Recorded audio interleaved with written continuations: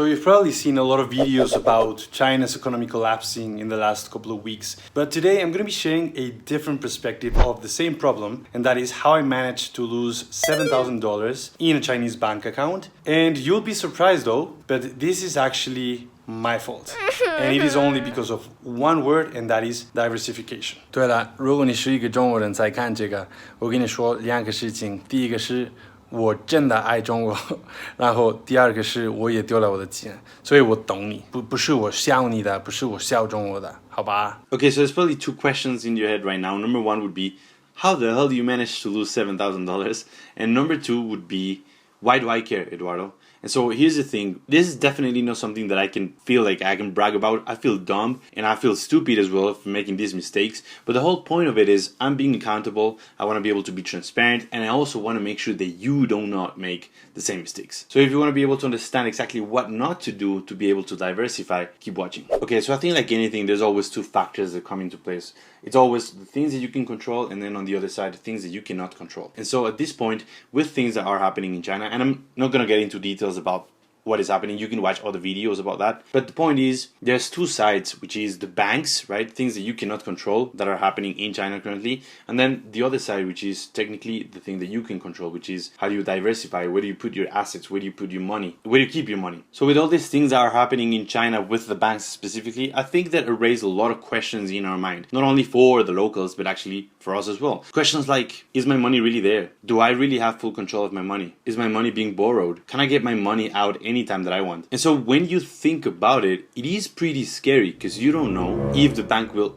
at some point go crazy and then actually do the exact same thing that some banks in China are doing, not allowing people to withdraw their money. But then on the other side, there's this part of diversification. How do you move your assets? How do you manage them around in different countries so that you don't depend only on one system or you don't have to depend on one government? Conventional wisdom sometimes says, put all your eggs in one basket. And it's quite interesting to me that a lot of people with a lot of money actually talk about diversification as if it was something negative. Say, Charlie Munger, Warren Buffett, Mark Cuban, they all preach against diversification as if it was something stupid. But I do think there's something to notice right there, because I partially agree, although I partially disagree. Now, what I mean by this is when you put things into perspective, I think they don't exactly mean not to put all eggs in one basket. And I think there's something to notice about the way they speak about diversification. Because in this case, it might not be about spreading the things, but actually about doubling down on one thing that's working at that time. I mean, it makes absolute sense though. If something's working, why wouldn't you double down on it? That makes absolute sense. However, as I was saying, there's factors or things that you cannot control. And it is only not talking about stocks or things like this. It's actually about the entire world as itself. So do you have control of the government?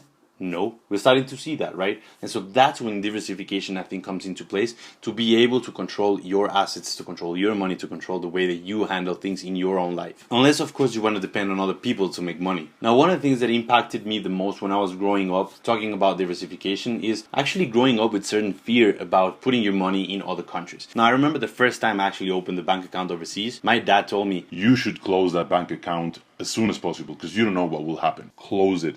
Don't leave anything outside of your own country because you cannot manage it. You cannot control it. And I was like, why would that be? So I didn't understand certain things, but to be honest, up until today, I still don't think it was a bad idea. It was just about me learning how to manage these things. And so yes, although I've had some problems with bank account overseas, I still wouldn't say it's a bad thing to do. And I'm also not saying that you should do it, by the way, just a disclaimer. So what exactly is happening in terms of my bank account in China, and what can you actually get out of it? I've actually tried to get that money out of that bank account for at least a couple of months and still failed. And I actually thought I could find a workaround about this because I had the balance in my bank account. And when I contacted the bank, they said it was not possible to withdraw that money. Throughout this period of time, I actually tried making payments online. I tried withdrawing the money directly from an ATM. I also tried online banking, which is actually disabled for me. And the only thing that I've gotten so far is you have to travel here to China and actually do it by yourself. Funnily enough, nobody can actually enter China right now. And so with all this trouble happening in China, people's assets are being frozen. And then even if I technically have the money, and even if I technically have the right to get the money out of the bank account, I cannot do it. I spend so much time texting, chatting, on the phone, and oof, Allah, for sure, it is just not possible. Every time I speak with somebody from customer service in China, they say, cannot do it. And so to be completely honest, will I be able to get this money out of the bank account someday?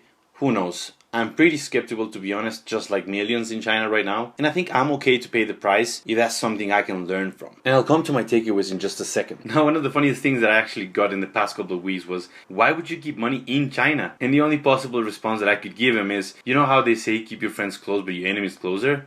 Now, of course, I'm not saying China is my enemy or anything, but I did want to keep some close ties to the country so I could keep ahead of the game. Now, if there's anything that I can take away from this experience, I want you to have a couple of things. Number one would be, do not trust banks. I personally believe in banks less and less every day, and I think that's one of the potentials that cryptocurrency has. Especially for us nomads, I think cryptocurrencies running on the blockchain are something that could potentially help us decentralize ourselves and not depend on any government, any bank, or any system. Number two would be, you gotta have a level of attention, or how they say, eye for detail. You gotta be aware of each nuance and things that are happening in every country that you invest in or you actually have some ties in. Because if you don't, you're gonna miss out when something crucial is happening in the world, just like it did for me when Brexit happened. At the time I had some pounds and I could have sold it, not that I wanted to, but if I was aware of the situation, maybe my approach towards that thing would have been very different. Number three, I would say, is to learn about the advantages and disadvantages of each country. Because I know countries are not created equal. That means if you crucially understand the positives in this country and the negatives in this country,